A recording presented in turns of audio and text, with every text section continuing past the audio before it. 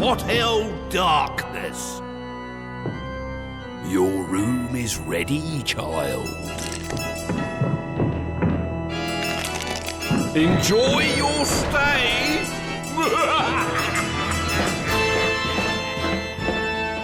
Now, down here in the hotel darkness, there are many types of tales. Tall tales, small tales, fairy tales and scary tales, but there are very few long tales. And this is because the children with long tales generally don't want people knowing, in case other children pull their trousers down for a look and a laugh.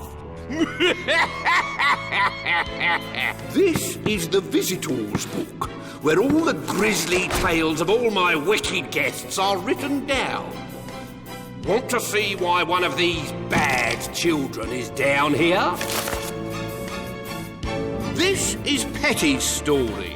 I call it The Long Face. There was a good reason why Petty Gagambrel Fetlock had such a long face. She was a sulker. She knew every trick in the big book of sulking to twist her parents round her little finger. Stamping, pouting, tossing, slamming, and dislocating her bottom jaw till it jutted out like a shovel. She was a master of the brooding arts, and it all began and ended with Jill. Jill was a girl with none of Petty's advantages. Petty lived in a castle called Biddlethorpe Hall, which had its own lake, riding stables, and haunted wood, where the ghost of a headless horseman was said to separate passers-by from their heads. Jill lived in a cottage with a front door, a back door, and a garden swing. Jill was good at everything, tufty-coated butterscotch brown, and was the most popular girl in town, unlike Petty. As a result, Petty saw Jill as the girl she had to beat at everything. Why the long face now, Petula? No, let me guess. Is Jill involved? Because you won't give me a pony. A winning pony that just wins and wins and never stops. But you can't ride. See? You never buy me what I want. You mean unlike the 4-poster bed we bought you last week, or the fashion designer you wanted yesterday, or... All right, I get the message. You're fired. I don't see why you should have a pony when you can't even look after a hamster. Wasn't my fault it had a nervous breakdown, thought it was a lemming and threw itself out of the window. You threw it out of the window, Petula, in a tantrum when I refused to buy you that crate of carrots. You're so mean. I was going to give those carrots to Jill as a present, so she could take them into the haunted wood and feed them to the headless horseman's horse, and get her head cut off. There's something not nice about you, my girl, which Petty took as a compliment. Of course, Petty only wanted a pony because Jill had one. It was called Crumble, and together they'd won every gymkhana going. It took 3 days of professional sulking before Petty's parents gave in.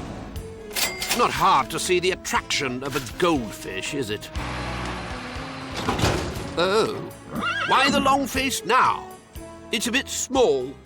Did you tell the pony shop person that I only wanted a winner? Yes, but hasn't someone got to teach you to ride first? The person who's looking after it can do that. I thought you'd be looking after it. Me? Look after that smelly thing? No, that's a horse servant's job. Absolutely not. Well, we'll soon see about that. 9 hours later, she had herself a groom. His name was Stuart Piddle. But I shall call you Stew-Pid, because that's what you are. OK, the welfare of the pony obviously comes first, so I'll muck out the stables twice a day and get him shod and wormed and jabbed by the vet. What have you got to feed him? Not bothered with food, don't care if his fur's matted and his ears are full of flies, just so long as he beats Jill. OK. And what shall I call him? Dog food, because that's what he'll be if he doesn't win. The little pony was naturally gifted, but Petty was hopeless. It tried its best, but didn't stand a chance with a sulky lump on its back who didn't like riding. Come on, dog food, jump for your mistress, or it's the heat-sealed can for you. Her threats rather put him off his stride. Needless to say, Jill won. So when Petty got home, she was in a sulk to end all sulks. If he can't beat Crumble, he's no good to me. Take him to the pet food factory and get them to grind up his bones really small. I can't do that. It's cruel. You can and you will. Now get out. And don't even think about coming back and telling me he's canned when he's not, or I'll have you turned into pet food too. But Stuart Piddle could no more lead dog food to the slaughterhouse than cut off his own thumb. As he passed the haunted wood, he had an idea. Come on, dog food, you can hide in here.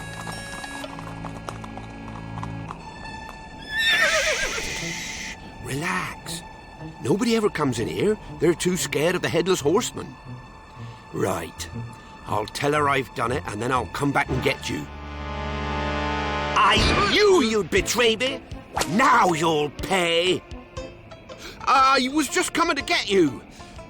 The pony got a stone in its hoof and went lame, and I knew it wouldn't reach the pet food factory, so you're lying. I followed you, I watched you look around before you went into the trees. The pony wasn't lame, and you looked shifty. No, I tied it up in the wood where it wouldn't wander off and was just coming back to get the car. Doesn't seem injured to me. No, I mean, yes, oh, I can't lie. You and that stupid long face of yours should be taught to behave properly. How dare you?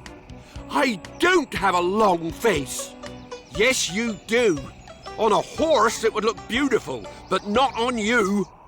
Just then, the birds stopped singing. In the distance, a patter of hooves ate up the forest floor. Is that? Yes, I think it is. I want to go home, now. We're not going anywhere. Then the thunder rolled out of the forest. The smoking steed soared over the fallen tree, and with one swish of his ghostly blade, the Headless Horseman sliced through the groom's scrawny neck. And now for you! What are you going to do to me? Before I lost my head, I was a blacksmith. Let's see if I've still got my skill. When Petty woke up, she was all alone. The ghostly blacksmith with the head of Stuart Piddle had gone, leaving a looking glass and a note. When people ask you why the long face, now you can tell them, because I'm a horse. Oh. Later that night, she ate supper with her parents. Oh, there you are, Petula. Where have you been? And why the long face? Because I'm a horse. And from then on, she hardly ever spoke again, which made everyone's life considerably more tolerable. In case you're wondering, Stuart Piddle achieved his childhood dream by becoming a show jumper. Shame he's so rubbish, every time he goes over a jump his head falls off. And Petty? Well, at the end of the day, Petty's little sulks got her nowhere. Except down here in room 795. I say room, but it's more of a stable, actually, with hot and cold running cockroaches. Very shriek chic. I've told her she can trot off any time she likes, but since I nailed her iron shoes to the floor, she doesn't seem to want to.